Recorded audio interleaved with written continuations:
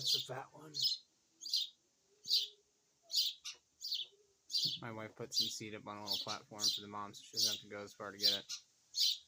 The mom lost her male counterpart. There was the two of them feeding the babies for a week or so, and then the male just disappeared. Based on what we read, the male stays the whole time and teaches the little ones how to fly, so mom's working overtime now because the dad's gone.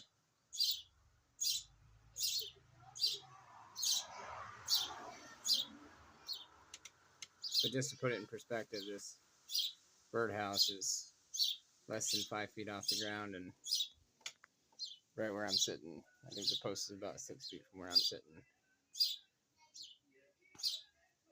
She's a pretty friendly bird. We can't feed her. Get back in there. We can't feed her by hand yet, but we were trying because she's pretty friendly. There goes mommy. You better go back inside. Usually after mom leaves, they tuck back inside and they stop making noise. And there goes. They can hear it the second she lands on that house.